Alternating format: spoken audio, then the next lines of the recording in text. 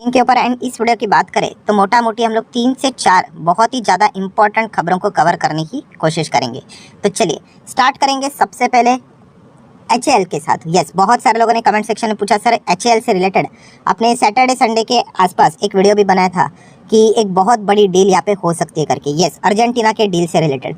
तो उससे रिलेटेड क्या कोई अपडेट आया है या नहीं? तो दोस्तों अभी तक मैं यहाँ पे चेक कर रहा हूँ, बहुत सारे अपडेट तो चल रहे हैं, बट यस जैसे मैंने आपको बोला कि स्टॉक में तेज़ी कब आएगी, जब इसका ऑफिशियली अनाउंसमेंट होगा तब जाके स्टॉक भागेगा। सो फिलहाल की अगर हम लोग बात करें तो यहाँ पे मैंने गवर्नमेंट के जो जितने भी ऑफिशियल वेबसाइट्स है वहाँ से जितना हो सके इन्फॉर्मेशन निकालने की कोशिश की, तो अभी भी ये समझ में आ रहा है कि लगभग 8,675 करोड़ की डील यहाँ पे हो सकती है। यस, एचएएल के साथ 15 तेजस मार्क A1 के जो हम लोग को फाइटर जेट्स देखने को मिल जाते हैं वो ये यहाँ पे खरीद सकते हैं। उसी के साथ साथ लाइट कॉम्बैट हेलीकॉप्टर जो रहते हैं LCH की बात करें, प्रचंड, ये क्या हो सकते हैं? देखिए क्या लिखा है उन्होंने, likely to be sign in a bilateral meeting between Argentina defence minister, जो अभी हम लोग को आते हुए देखने को मतलब इंडिया के दौरा के ऊपर ही है, एंड उसी के साथ साथ राजनाथ सिंह जी के साथ भी उनके हम लोग को बातचीत होते हुए देखने को मिल रही है। सो ये चीज़ ऑलरेडी मैंने आप लोगों को बताई थी, बट यस अभी तक कोई ऑफिशियल खबर सामने नहीं आई है। जो भी चीज़ें चल रही है वो ऐसे ही बोला जा रहा है कि लाइकली मतलब पॉसिबिलिटी बताई जा रही है कि ऐसा हो सकता है करके। एक और दूसरा वेबसाइट मैंने यहाँ पे चेक कर लिया तो वहाँ पे भी आप देख सकते हैं कि अर्जेंटीना क्या लिखा है, मे बी मतलब हो सकता है कि 15 एचएएल तेजस फाइटर वो इंडिया से खरीदे करके। हाँ, अगर ये खबर सच हुई सरकार की ओर से तो दोस्तों डेफिनेटली एचएएल के शेयर में बहुत बड़ा धमाका मैं एक्सपेक्ट यहाँ पे कर सकता हूँ, क्योंकि ये सिर्फ एक डील नहीं होगी, ये एक बहुत बड़ा दरवाज़ा ओपन हो जाएगा कि भारत पहली बार एक फाइटर जेट क्या करने वाला है, एक्सपोर्ट कर सकता है यहाँ पे। और ऐसे बहुत सारे देश हैं जो कि इस लाइन में खड़े हैं, कि इजिप्ट की बात करें, फिलीपींस की बात करें, कि वो देखना चाहते हैं कि कोई ये डील करता है कि नहीं, क्योंकि एक बार ये स्टार्ट हो गया ना दोस्तों फिर कॉन्फिडेंस भी यहाँ पे बढ़ जाता है। बट ये सारी इफ बट वाली बातें हैं, देख लेंगे क्या होता है करके। अभी इसके पहले होप क्यों ज़्यादा है अर्जेंटीना से रिलेटेड? यस, जो अभी एरो इंडिया जो प्रोग्राम हुआ था 2023, अभी हाल ही में हम लोगों ने देखा था 4-5 महीने पहले। यस, तभी अर्जेंटीना ने ही क्या किया था, इंडिया के साथ यहाँ पे डील की थी, एचएएल के साथ डील की थी, वही वो रिपेयरिंग मेंटेनेंस से रिलेटेड जो चीज़ें रहता है एचएएल का, वो भी एक साइड बिजनेस है उससे रिलेटेड। बट सबसे मेजर जो रोजी रोटी है वो तो एयरक्राफ्ट से रिलेटेड है, एंड ये बहुत बड़ी डील होती है, जैसे कि आप देख सकते हैं 8-8 साढ़े 8 हज़ार करोड़ के डील्स यहाँ पे हो सकते हैं। सो डेफिनेटली इस चीज़ का इंतजार हर कोई यहाँ पे कर रहा है, मैं भी कर रहा हूँ। सो ज़रूर आप एचएएल को फोकस में रख सकते हो। अगर ये डील नहीं हुई तो ऑब्वियसली स्टॉक में हम लोग को गिरावट देखने को मिली। गिरावट का अर्थ ये नहीं कि स्टॉक जीरो हो गया, ये पहले दिमाग से निकाल दो। शेयर मार्केट में ऊपर नीचे चीज़ें चलती रहती है, ठीक है, एंड अगर डील हो जाती है तो ऑब्वियसली ये तो एक बहुत वेलकमिंग स्टेप रहेगा। फिर देख लेंगे स्टॉक भागता है तो कितना भागता है, वो देखने वाली बात यहाँ पे बन सकती है। बट मार्केट को समझने की कोशिश कीजिए। सिर्फ यहाँ पे ऐसा मतलब बोलते ना, सॉरी टू से, मतलब कुछ लोग मटका खेलते हैं कि बस पैसा डाल दिया चल गया तो चल गया, नहीं तो क्या कर सकते हैं। ऐसा मत कीजिए, आप समझिए इसके पीछे लॉजिक होता है दोस्तों। कोई भी स्टॉक ऐसे ही टाइम पास करने के लिए इतना नहीं भागता है, इसके पीछे बहुत बड़ा लॉजिक था, ठीक है, जो मैंने ऑलरेडी आप लोगों को बता के रखा था कि इनमें गजब की तेज़ी बन सकती है करके। मतलब हमारा पैसा कितना हो गया, 3 गुना हुआ करके। अगर आपको पुराने वीडियोस देखने, मैं लिंक ऊपर आई बटन पे देता हूँ, आप जाके चेक कर लेना। तब ये 1300 पे चलता था, ठीक है, एंड आज देखिए लगभग कितने पे चला गया, 3,900। तो आपको धंधा समझ में आ गया, बिजनेस समझ में आ गया, दैट्स इट। आप किसी भी सेक्टर में से अच्छे स्टॉक्स को पिक करके पैसा बना सकते हो, ठीक है। सरकारी कंपनी, आई नो कि रिस्क तो यहाँ पे रहेगा, वैसे तो पूरे मार्केट में रिस्क है। डेल्टा कॉर्प कौन सी सरकारी कंपनी थी, बजा दी ना उसकी भी, तो ऐसा ही होता है दोस्तों। एनीवेज देन दोस्तों बात करेंगे, यस, जिस बात का डर हम लोगों को होता है राइट, कि ऐसा होगा वैसा होगा, तो एक और डर हमारे सामने था, ठीक है। वैसे तो ये कंपनी हमारे पास तो यहाँ पे नहीं है, बट वही डर सच होते हुए देखने को मिल रहा है। मतलब ठीक है 2% यहाँ पे गिरा है, बट प्रॉब्लम क्या है दोस्तों, ये 2% आने वाले समय में और भी ज़्यादा ही गिर सकते हैं। मतलब ऐसा क्या हो गया? तो दोस्तों आप सभी लोगों को यहाँ पे पता ही है कि पेटीएम की अगर मैं बात करूँ तो आपको एक नाम हमेशा मैं दिखाता हूँ फॉरेन इंस्टीट्यूशनल इन्वेस्टर में, एंड वो है SVF इंडिया होल्डिंग्स, ठीक है। इनकी पहली होल्डिंग कितनी थी पेटीएम में, लगभग 17.5%। फिर कितना हो गया 12.92, मतलब हिस्सा बेचा उन्होंने। फिर कितना हो गया 12.88, एंड अगर आपको लग रहा है कि सिर्फ पॉइंट में ही, तो दोस्तों इसमें भी करोड़ों के डील्स हम लोग को होते हुए देखने को मिल जाते हैं। सो बताने का मकसद क्या है कि SVF इंडिया होल्डिंग ये लगातार माल बेच रहा है, और ये मैंने आप लोगों को ऑलरेडी बता के रखा था एडवांस में कि वो भविष्य में भी अपने माल को यहाँ पे बेच सकते, शायद से वो जीरो भी कर दे अपनी होल्डिंग। अभी आप बोलोगे ऐसा क्यों, तो इसके पीछे का सबसे पहला रीज़न है कि ये SVF इंडिया होल्डिंग है कौन।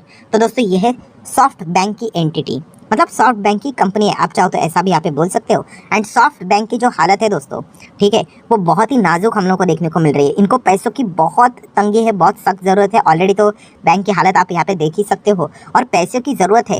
एंड आपने सोच के देखिए ना कि आपके घर में आपको पैसों की ज़रूरत है, एंड आपने शेयर्स में निवेश करके रखा हुआ है, एंड आपका अच्छा खासा पैसा बन रहा है। आप क्या करोगे? आप लोन लोगे? नहीं ना, आप क्या करोगे? ऑब्वियसली आप अपने शेयर्स को निकालोगे इमरजेंसी के इसमें।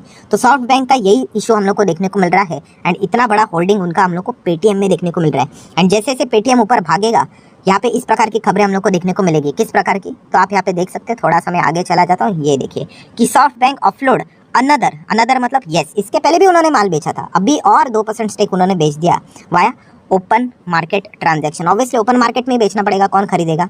एंड वो चाहे तो वो पूरा माल भी बेचने के लिए रेडी हो जाए, बट खरीदने वाला भी कोई तो चाहिए ना। अभी ओपन मार्केट में बेचना तो छोटा छोटा क्वांटिटी है, मतलब 2% के आसपास उनको माल यहाँ पे बेचना पड़ेगा। तो यही चीज़ें देखने को यहाँ पे मिल रही है। इसलिए पेटीएम के ऊपर हम लोग को जब भी वो ऊपर जाएगा ना, सॉफ्ट बैंक से रिलेटेड आप लोगों को खबर देखने को मिल सकती है। या फिर कभी भी पेटीएम ऐसा ऊपर जा रहा होगा, सडनली अगर ऐसा कुछ गिर गया तो चेक कर लेना बॉस कि सॉफ्ट बैंक से रिलेटेड कुछ ना कुछ खबर होने के चांसेस है। ठीक है, ये कोई गारंटी स्कीम नहीं, आप समझो इस चीज़ को।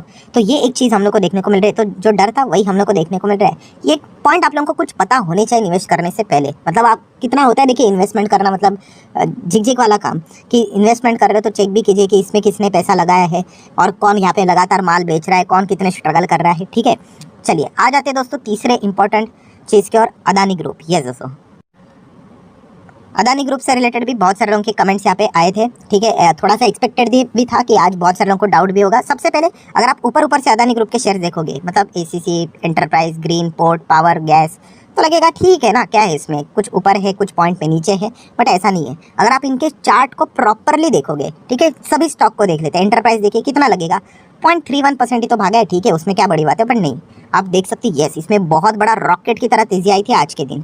ठीक है, एंड उसके बाद रॉकेट की तरह ये वापस से नीचे गिर गए।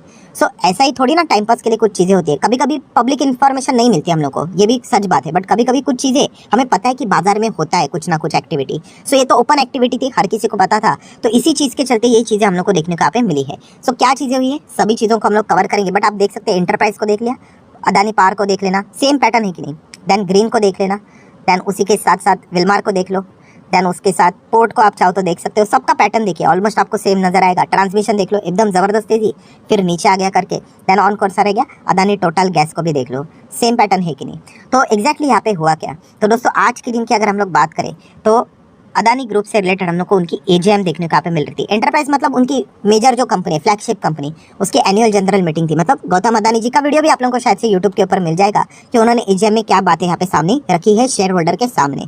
सो बेसिकली अगर देखा गया दोस्तों, हर किसी का फोकस अदानी एंटरप्राइज के ऊपर ही था, क्योंकि यहाँ पे बड़ा रिएक्शन देखने को मिल सकता है। तो एजीएम में दोस्तों बेसिकली आज मतलब जो मैंने आप लोगों को बोला कि क्या एक्सपेक्टेशन थे। सो सबसे पहले इस ग्रुप को क्या चाहिए, जो मैं बार बार बोलता हूँ, यस, सबसे इंपॉर्टेंट चीज़ है पैसा। अगर कहाँ से अगर पैसा उन्होंने रेज किया, इससे रिलेटेड अगर कोई खबर आ गए कि और कोई बड़ा इन्वेस्टर आ रहा है करके, कोई पैसा लेकर आ रहा है करके, तो इस पर्टिकुलर कंपनी में, इस ग्रुप में हम लोग को अच्छा खासा तेजी देखने को मिल जाता है। क्योंकि हाँ, बहुत ज़्यादा कर्जा है इनके ऊपर, तो उस चीज़ को साथ डील करने के लिए उनको पैसे की सख्त ज़रूरत यहाँ पे पड़ती ही पड़ती है। ठीक है, तो इसी चीज़ से रिलेटेड बाजार में पहले उम्मीद थी कि कुछ ना कुछ बड़ा अनाउंसमेंट होगा करके, माइट भी फंड यहाँ पे कोई तो आ रहा है करके। सो इसी उम्मीद में, मार्केट तो आपको पता ही है दोस्तों, उम्मीद के चलते तेजी यहाँ पे दिखा देता है। बट जैसे जैसे यहाँ पे अब हम लोगों को एजीएम से रिलेटेड सारी चीज़ें नॉर्मलाइज होते हुए देखने को मिली, जो भी रिपोर्ट के जरिए बाद में खबरें भी सामने आती हुई देखने को मिली, तो ऐसा कुछ खास हम लोग को आउटकम देखने को नहीं मिला। एंड इसी चीज़ के चलते बाद में वापस जितने भी स्टॉक एक उम्मीद के चलते भागे थे कि शायद से कुछ तो बड़ा फंड रेजिंग से रिलेटेड अनाउंसमेंट करेंगे, तो वैसा कुछ हुआ नहीं।